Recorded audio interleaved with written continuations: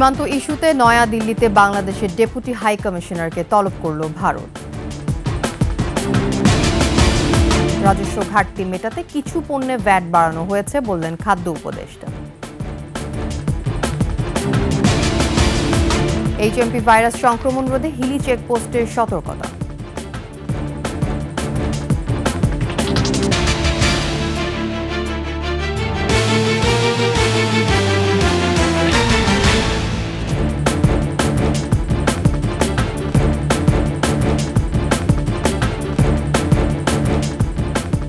শুনছিলেন সংবাদ শিরোনাম। আমন্ত্রণ ২১ দেশের সংবাদে। আপনাদের সাথে থাকছে আমি তাসনিম আফিফা। দর্শক, ২১ টেলিভিশনের সংবাদ একই সাথে সরাসরি দেখতে পাবেন আমাদের ফেসবুক পেজ www.facebook.com/2124 অনলাইনে। এছাড়া সাবস্ক্রাইব করতে পারেন www.youtube.com/21TV এই চ্যানেলে। বাংলাদেশ ভারত সীমান্ত ইস্যু নিয়ে কথা বলায় নয়াদিল্লিতে বাংলাদেশের ডেপুটি হাইকমিশনার নুরুল ইসলামকে তলব করেছে ভারতের পররাষ্ট্র মন্ত্রণালয়। এর আগে রোববার এই ইস্যুতে বাংলাদেশে নিযুক্ত ভারতের হাইকমিশনার প্রণয় ভার্মাকে তলব করে বাংলাদেশের পররাষ্ট্র মন্ত্রণালয়। সোমবার ভারতীয় গণমাধ্যম তাদের প্রতিবেদনে এ তথ্য জানায়। প্রতিবেদনে বলা হয়, বাংলাদেশের পররাষ্ট্র মন্ত্রণালয় সম্পৃক্ত ভারত বাংলাদেশ সীমান্তে বেড়া দেওয়ার ঘটনায় গভীর উদ্বেগ প্রকাশ করে প্রতিবাদ জানাতে ভারতীয় হাইকমিশনারকে তলব করে। আগের দিন পররাষ্ট্র সচিবের সঙ্গে আলোচনা শেষে প্রণয় ভার্মা বলেন, সীমান্তে অপরাধ দমনে একসঙ্গে কাজ করবে ঢাকা দিল্লি।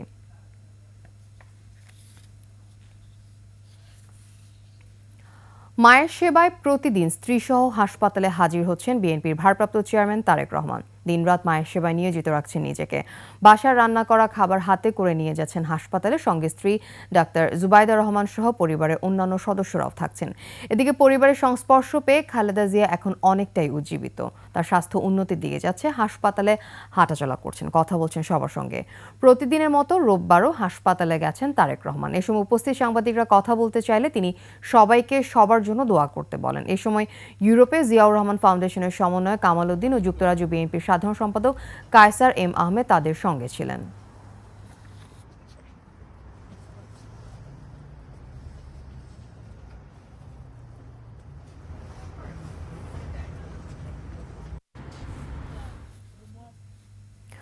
রাজস্ব ঘাটতি মেটাতে কিছু পণ্যের উপর ভ্যাট বাড়ানো হয়েছে বলে জানিয়েছেন খাদ্য উপদেষ্টা আলী ইমাম মজুমদার। তিনি বলেন, সরকারের রাজস্ব প্রয়োজন, প্রচুর ভর্তুকিও লাগে, তাই কিছু পণ্যের ভ্যাট বাড়ানো হয়েছে, তাতে তেমন কোনো অসুবিধা হবে না। মাদারীপুর সার্কিট হাউসে এক অনুষ্ঠানে সাংবাদিকদের সঙ্গে আলাপকালে এসব কথা বলেন তিনি।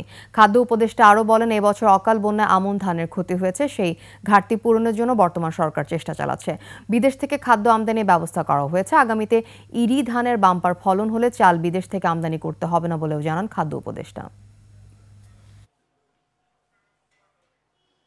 আমাদের প্রথমত দায়িত্ব বিদেশ থেকে খাদ্য আনা এবং সে খাদ্যগুলি বিভিন্ন জায়গাতে পৌঁছানো, এবং যেটা ওএমএস-এর মাধ্যমে আবার নতুনভাবে চালু হয়েছে। আপনার এখানে প্রতি উপজেলায় 2 টন করে দেওয়া হয়েছে, প্রতি ওয়ার্কিং ডেতে 2 টন করে পাবে। এটা বাড়ানো যায় কিনা আমরা চিন্তা ভাবনা করছি। এবং অ্যাজ ওয়েল এজ আগামী 2 মাস, রমজান মাস এবং তার আগের মাসটা পরের মাস, জানি 2 মাস খাদ্যবান্ধব কর্মসূচি বলে একটা কর্মসূচি আছে। সারা দেশে 50 লাখ উপকারভোগী আছে। উপকারভোগীরা 30 কেজি করে চাল পাবে প্রতি মাসে, 15 টাকা কেজিতে 2 মাস। শিম আর মূলার কেজি 1 টাকা, ফুলকপি বেগুনের কেজি 3 থেকে 5 টাকা। ফলন ভালো হলেও খরচ না ওঠায় সর্বশান্ত কৃষক। পাবনার ফসলের মাঠ জুড়ে এমনই হাহাকার। প্রতিনিধি রাজিউর রহমান রুমির তথ্যচিত্র ডেস্ক রিপোর্ট। মাঠ ভরা ফসলে কৃষকের মুখে হাসি ফোটার কথা থাকলেও তাতে চোখে শুধুই হতাশার গ্লানি। গেল বছর সবজি চাষে লাভবান হওয়ায় এবার চোখ ভরা নতুন স্বপ্নে আরও বেশি পরিমাণ জমিতে সবজির আবাদ করেন পাবনার কৃষকরা। ভালো ফলন আশাও জাগিয়েছিল তাদের মনে। তবে শীতকালীন সবজির সরবরাহ অতিমাত্রায় বেড়ে যাওয়ায় দাম পাচ্ছেন না কৃষক। ক্ষেত থেকে সবজি তুলতেও মন চাইছে না তাদের। প্রতি বিঘায় খরচ আছে ধরেন আনুমানিক 30-35 হাজার টাকা, এখন 1 টাকাও পাচ্ছে না। আমার দেশে হাজার হাজার কৃষক আছে আমার মতো। তুলতে যে টাকা খরচ হয় তাতে আমরা তুলতে পারতেছি না। 1 বিঘা জমিতে ফুলকপি, বেগুন বা শিম উৎপাদনে খরচ হয়েছে 30 থেকে 40 হাজার টাকা। অথচ সেই জমির সবজি বিক্রি হচ্ছে কয়েক গুণ কম দামে। আমাদের খরচ হয়ে যাচ্ছে 500, 550, বিক্রি হচ্ছে 400, 350, 300। 10 টাকা 12 টাকা খরচ যদি হয় আর কবি যদি বেচা হয় 1 টাকা, তাহলে খরচ কি সমস্যা? আমাদের তোলা খরচই হচ্ছে না। কোন ফসল উৎপাদনে কৃষকের কি পরিমাণ লাভ হবে তেমন পরামর্শ দেওয়ার কথা বলছেন কৃষিবিদরা। পর্যায়ক্রমে ফসল একের পর এক কীভাবে কোন সিজনে কোন ফসল লাগাবে এটা যদি করে দেখা যাচ্ছে কৃষক এই অধিক ক্ষতিগ্রস্ত থেকে বাঁচবে। বাজার সংযোগের মাধ্যমে কৃষককে যুক্ত করা সহ সবজি সংরক্ষণ করে বিদেশে রপ্তানির সুযোগ করে দেওয়ার কথা বলছেন সংশ্লিষ্টরা। যেখানে বড় বড় বাজার আছে সরাসরি কৃষককে যদি সেখানে আমরা সম্পৃক্ত করে দিতে পারি, এখন যে মূল্য তার চেয়ে বেশি মূল্য পাবে। সব সবজি রপ্তানির উদ্যোগ গ্রহণ করতে পারে সরকারি বা বেসরকারি ভাবে, তাহলে কিন্তু আমাদের কৃষকেরা খরচ করে তারা উৎপাদন করছে সেটা পাবে। পাবনা কৃষি অফিস বলছে চলতি মৌসুমে 16,020 হেক্টর জমিতে সবজির উৎপাদনের লক্ষ্যমাত্রা ছিল 4,39,000 টন, তবে তা ছাড়িয়ে এবার উৎপাদন হয়েছে অনেক। Khurshid Alam, desk report, 21 television. City গ্রুপের দখলে বিপর্যস্ত নারায়ণগঞ্জের শীতলক্ষ্যা নদী। নদীর পাড় দখল করে গড়ে তোলা হয়েছে একের পর এক কারখানা। বৃহৎ এই গ্রুপটির ক্ষমতার কাছে অসহায় গ্রামবাসী। অবিলম্বে সিটি গ্রুপের বিরুদ্ধে ব্যবস্থা নেওয়ার দাবি জানিয়েছেন তারা। নারায়ণগঞ্জ প্রতিনিধি রবিউল ইসলামকে সঙ্গে নিয়ে আরও জানাচ্ছেন মেহেদি হাসান।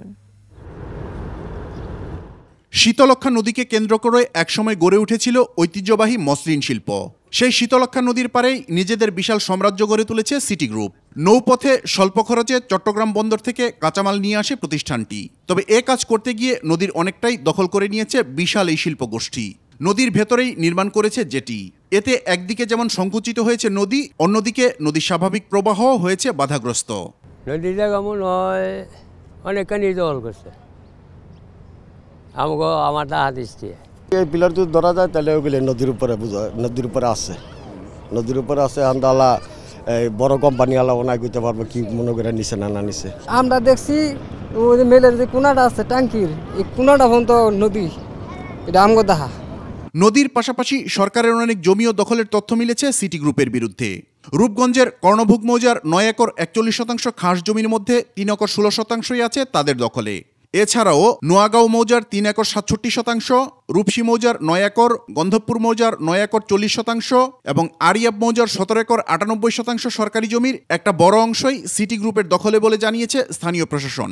এসব বেদখল হওয়া সরকারি সম্পদ উদ্ধারে তৎপর হওয়ার কথা জানিয়েছে তারা। কোনো সরকারি সম্পত্তি, সরকারি খাল বা নদীর অংশ কিংবা সরকারি কোনো খাস জমি, সেগুলো বেদখল হয়ে যাচ্ছে কিনা কোনো কোম্পানির মাধ্যমে, সেগুলো আমরা কমপ্লিট একটা টিম করে দিয়েছি, সেগুলো আমরা তদারকির মধ্যে আছে। সিটি গ্রুপ ভিজিট করেছিলাম, সেখানে তাদের সংশ্লিষ্ট কর্মকর্তাদের সাথে কথা বলেছি। আমরা 2টো নোটিশ দিয়েছি। একটি আমাদের যে সরকারি জমি রয়েছে সেই জমিগুলো যে তাদের দখলের একটা অভিযোগ রয়েছে সেটির বিরুদ্ধে, আর একটি আমাদের যে ড্রেন এবং কালভার্ট রয়েছে সেগুলো তারা দখল করেছে। পরিবেশ আইনজীবী সমিতি বলছে সরকারের উদাসীনতার কারণেই এই নদী ও খাস জমি খেকুরা বারবার পার পেয়ে যাচ্ছে। এখনই সময় কঠোর পদক্ষেপ নেয়ার। বড় বড় শক্তিশালী যারা গ্রুপ আছে তারাও তো আইনের ঊর্ধ্বে না, তারা আইনের ঊর্ধ্বেই না। কাজেই আইন তাদেরকে মেনে চলতে হবে। আদালতে যদি কোনো নির্দেশ থাকে সেই নির্দেশ তাদেরকে মেনে চলতে হবে। আইনি প্রক্রিয়াকে অস্বীকার করার কোনো সুযোগ নাই। এবং আমরা যে উন্নয়নের কথা বলি সেটা অবশ্যই নদী দখল করে না, নদী দূষণ করে না। তো এখানে সিটি গ্রুপ হোক আর যে গ্রুপই হোক, যে রিপোর্টগুলো পত্রপত্রিকা আসে সে ব্যাপারে যদি সরকার পদক্ষেপ গ্রহণ করে তাহলে হয়তো নদী দখলটা রোধ করা যেতে পারে। কিন্তু এইটি তো আমরা দেখছি না। আমরা যদিও অনেক দিন থেকে আদালতের মাধ্যমে বিভিন্ন নির্দেশনা এসছে, নদীর জীবন সত্তা ঘোষণা থেকে আরম্ভ করে অনেক নির্দেশনা এসছে, কিন্তু বর্তমানে আপনার ডেইলি কিন্তু আমরা পত্রিকায় দেখছি যে নদী দখল হচ্ছে, দূষণ হচ্ছে, কিন্তু এ ব্যাপারে কর্তৃপক্ষের কিন্তু তেমন কোনো লড়াচড়া দেখছি না। এ ব্যাপারে যোগাযোগ করা হলে কোনো কথা বলতে রাজি হয়নি সিটি গ্রুপ। আমি দাঁড়িয়ে আছি ঠিক নদীর সীমানার উপরে, আর এই সীমানা বরাবরই গড়ে উঠেছে সিটি গ্রুপের কারখানা। শীতলক্ষ্যা নদী যেন একেবারেই অসহায় সিটি গ্রুপের কাছে। মেহেদি হাসান, 21 টেলিভিশন, রূপগঞ্জ, নারায়ণগঞ্জ। চীন ও ভারত সহ বিভিন্ন দেশে ছড়িয়ে পড়া HMP ভাইরাসের সংক্রমণ রোধে দিনাজপুরে হিলি ইমিগ্রেশন চেকপোস্টে কাজ শুরু করেছে মেডিকেল টিম। সকাল থেকে ইমিগ্রেশনে বুথ স্থাপন করে কাজ শুরু করে মেডিকেল টিম। ভারত থেকে দেশে ফেরা পাসপোর্ট যাত্রীদের উপসর্গ পরীক্ষা করে ছাড়পত্র দেওয়া হচ্ছে। কোনো যাত্রী এ ধরনের উপসর্গ পাওয়া গেলে হাসপাতালে আইসোলেশনে পাঠানো হবে বলে জানায় তারা।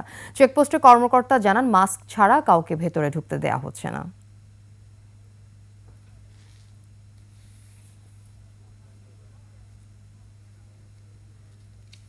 বান্দরবানের রোয়াংছড়িতে দুর্বৃত্তদের গুলিতে এক নারী আহত হয়েছেন। স্থানীয়রা জানান, সকালে রোয়াংছড়ির তারাসার রুমা সীমান্তের খেমাগরি পাড়ায় জুম ঘরে যাবার পথে দুর্বৃত্তের গুলিতে উমে প্রু মার্মা গুলিবিদ্ধ হন। রোয়াংছড়ি থানার কর্মকর্তা শুভ্র দে জানান, গুলিবিদ্ধ নারীকে উদ্ধার করে হাসপাতালে পাঠানো হয়। প্রাথমিক চিকিৎসা শেষে তাকে উন্নত চিকিৎসার জন্য চট্টগ্রামে পাঠানো হয়।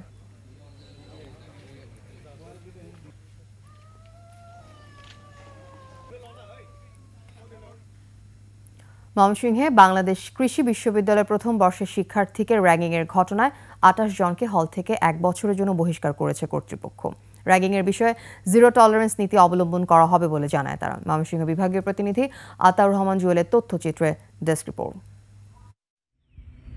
হুসেন শহীদ সোহরাওয়ার্দী হলের রিডিং রুমে শনিবার রাত ৯টা থেকে ১২:৩০ পর্যন্ত প্রথম বর্ষের বেশ কিছু শিক্ষার্থীকে ডেকে নিয়ে দাঁড় করিয়ে নিয়মকানুন শেখানোর নামে র্যাগিং করে সিনিয়র শিক্ষার্থীরা। এ ঘটনায় এক শিক্ষার্থী অসুস্থ হয়ে পড়ে। খারাপ ব্যবহার করা হয়, গালিগালাজ করা হয় এবং কিছু উদ্ভট নিয়মকানুন, সাইকেলের নিয়ম, তারপর হচ্ছে দোতলা যাওয়ার নিয়ম, আর হচ্ছে দেখা হলে সালাম দিয়ে পরিচয় দেওয়ার নিয়ম, আর অনেকগুলো নিয়ম টিয়ম বলে, আর সবার সাথে গালিগালাজ করে। তো তখন হচ্ছে একজন পড়ে গেলে তো অজ্ঞান হয়ে পড়ে যায়, তখন ওকে হচ্ছে বাতাসের সাথে সুস্থ করে পরে হচ্ছে আমাদের ছেড়ে দেয় 12:30টার দিকে। এ নিয়ে ক্যাম্পাসে উত্তেজনার সৃষ্টি হয়। 3 ঘন্টা দাঁড়িয়ে যে র্যাগিং কালচারটা করা হচ্ছে, গেস্ট রুমে রেখে তাদেরকে র্যাগিং করা হলো, এই ঘটনা কিন্তু আমরা বিগত দিনে দেখে এসেছি।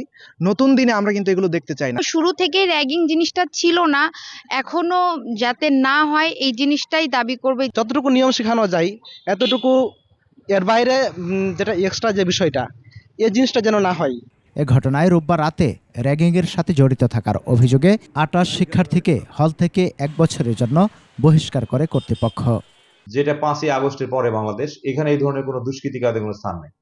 এবং বাংলাদেশ কৃষি বিশ্ববিদ্যালয় অ্যাটলিস্ট হোসেন সৈয়দ সোহরাওয়ার্দী, আমি যতক্ষণ প্রবেশ আছি, এই ধরনের কোনো বিষয়কে কোনো ধরনের কোনোভাবে মেনে নেওয়া হবে না। অনৈতিক আচরণ বা শৃঙ্খলা ভঙ্গের অপরাধে উনি কিন্তু শাস্তিমূলক ব্যবস্থা নিতে পারেন।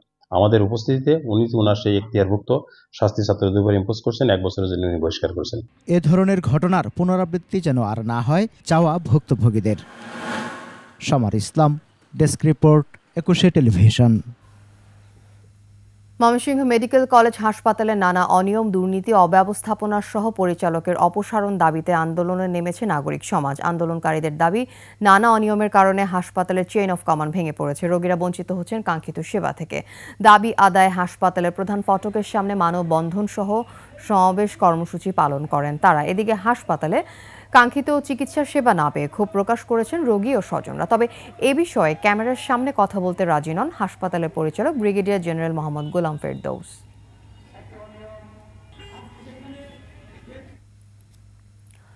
হিমেল বাতাস আর শীতের দাপটে জবুথবু জনজীবন, তীব্র ঠান্ডা বিপাকে শ্রমজীবী, দরিদ্র ও নিম্ন আয়ের মানুষ।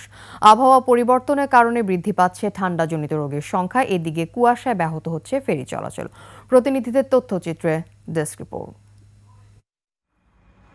কুড়িগ্রামে শীতের তীব্র দাপট ও হিমেল বাতাসে ব্যাহত হচ্ছে জনজীবন। মধ্যরাত থেকে সকাল পর্যন্ত কুয়াশায় ঢাকা থাকছে পুরো জেলা।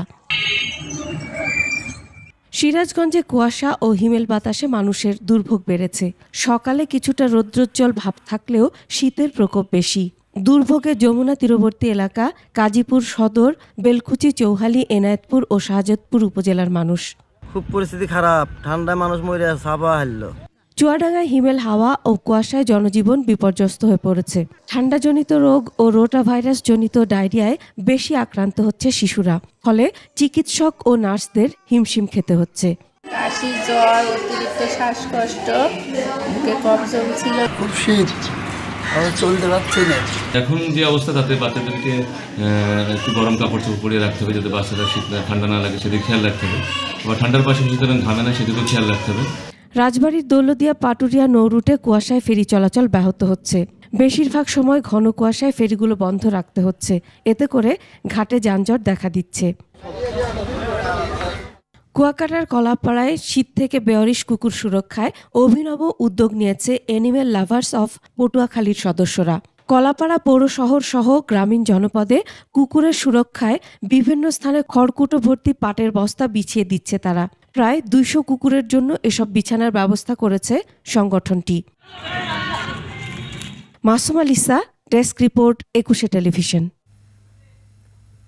কনকনে শীতে বিপাকে পড়েছেন অসহায় বস্তিবাসী। শীত বস্ত্রের অভাবে মানবেতর জীবনযাপন করছেন তারা। এদিকে মানবাধিকার কমিশনের নেতারা বলছেন শীত বস্ত্র না পাওয়া চরম মানবাধিকার লঙ্ঘনের শামিল। ময়মনসিংহ বিভাগীয় প্রতিনিধি আতাউর রহমান জুয়েলের তথ্যচিত্রে ডেস্ক রিপোর্ট। নিজের জায়গা জমি না থাকায় ব্রহ্মপুত্র পাড়ে বেড়িবাঁধের সরকারি এই জায়গার ভাঙাচোরা ঘরে অসুস্থ স্ত্রীকে নিয়ে বসবাস করেন ইদ্রিস আলী। নিজের শীতবস্ত্র না থাকলেও কুড়িয়ে আনা চটের বস্তা ও কম্বল জড়িয়ে পরম আদরে দুটি গাভীর শীত নিবারণের চেষ্টা করছেন তিনি। এই গাভী পালন করেই চলে তার সংসার। ভাঙা গোয়ালঘরের এক কোণে এই দম্পতির বসবাস। নিজেরই কাপড় নাই, শীতে কাঁপতাছি। গরু বাছুর দিকে নাতি চাদরে ডাবলা ডুবলা দিয়া কিরকম ডাকে ডুকে দিয়া মনে করেন যে চলতাছি। শুধু ইদ্রিস আলী নয়, নগরীর বস্তিবাসীদের একই অবস্থা। গরম কাপড়ের অভাবে কনকনে শীতে চরম কষ্টে দিন কাটছে তাদের। সরকারি বেসরকারি কারো কাছ থেকেই শীত বস্ত্র পাননি তারা। আমি কিন্তু শীতে অনেক কষ্ট করতেছি, আমার গর্জন নাই, আমার একটা কাপড় চোর নাই। শীতে অনেক কষ্ট করি, আমরা বস্ত্র টস্ত্র নাই, গর্দন নাই, গর্দনটা ভাঙ্গা। শীতে বাতাসে কোন বাতাস, তারা খুব কষ্ট করে। আমরা সবাই একই জায়গা থাকি। সরকার তো সব দিকে খেয়াল করতেছে, কিন্তু অনেক সময় গরিব মানুষের উপরে কিছু কিছু খেয়াল করার দরকার আছে। মানবাধিকার কমিশনের জেলা সভাপতি বলেন, শীতার্ত মানুষকে শীতবস্ত্র না দেয়া মানবাধিকার লঙ্ঘনের শামিল। অন্ন বস্ত্র বাসস্থান, এই বস্ত্রটা এটা মানুষের একটা মৌলিক অধিকার। এই মৌলিক অধিকার থেকে আমাদের সাধারণ মানুষ ভীষণভাবে বঞ্চিত হচ্ছে। ত্রাণ ও পুনর্বাসন কর্মকর্তা জানান, এখন পর্যন্ত প্রধান উপদেষ্টার কার্যালয় থেকে পাওয়া 20,000 কম্বলের মধ্যে 17,000 এবং নিজেদের কেনা 29,000-এর মধ্যে 20,000 কম্বল বিতরণ করা হয়েছে। মহোদয়ের কার্যালয় থেকে 20,000 কম্বল পেয়েছে, আরো 5,000 কম্বল বরাদ্দ হয়েছে, এখন হাতে আসে নাই। আর 20,000-এর মধ্যে আমাদের 17,000-এর মতো বিতরণ হয়ে গেছে, আর বাকিগুলো চলমান আছে। সরকারের পাশাপাশি সমাজের বিত্তবানরা সহায়তার হাত বাড়াবেন, এমনটাই প্রত্যাশা ভুক্তভোগীদের। Masum আলিসা, desk report, 21 television. তারুণ্য নির্ভর বুদ্ধিদীপ্ত জাতি গঠনের লক্ষ্যে নাটোর ও মেহেরপুরে চলছে বিজ্ঞান মেলা। দুদিনব্যাপী এই মেলার আয়োজন করে উপজেলা প্রশাসন। মেলায় উপজেলার 15টি শিক্ষা প্রতিষ্ঠানের শিক্ষার্থীরা তাদের উদ্ভাবিত বিজ্ঞান প্রকল্প প্রদর্শন করে। এছাড়া শিক্ষার্থীদের জন্য অলিম্পিয়াড ও কুইজ প্রতিযোগিতা আয়োজন করা হয়। 46তম বিজ্ঞান ও প্রযুক্তি সপ্তাহ উপলক্ষে মেহেরপুর সদরে চলছে বিজ্ঞান মেলা। মেলায় 19টি স্টল স্থান পেয়েছে।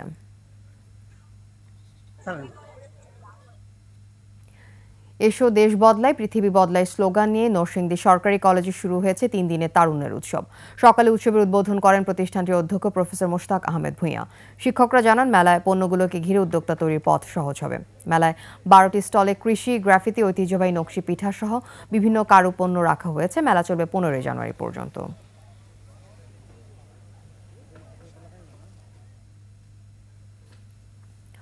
আর এরই সাথে শেষ করছি 21 দেশের সংবাদ। যাবার আগে সংবাদ শিরোনামগুলো আরো একবার। সীমান্ত ইস্যুতে নয়াদিল্লিতে বাংলাদেশের ডেপুটি হাই কমিশনারকে তলব করল ভারত। রাজস্ব ঘাটতি মেটাতে কিছু পণ্যে ভ্যাট বাড়ানো হয়েছে বললেন খাদ্য উপদেষ্টা। HMP ভাইরাস সংক্রমণ রোধে হিলি চেকপোস্টের সতর্কতা।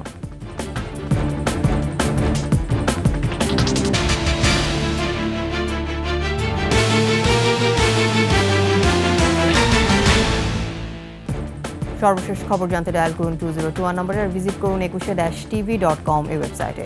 এছাড়া ফেসবুকে লগ ইন করতে পারেন www.facebook.com/2124 অনলাইনে। এছাড়া সাবস্ক্রাইব করতে পারেন www.youtube.com/21tv এই চ্যানেলে। এতক্ষণ সাথে থাকার জন্য ধন্যবাদ। আমাদের পরবর্তী সংবাদ সন্ধ্যা 7টায় দেখার আমন্ত্রণ রইল। 21-এর সাথে।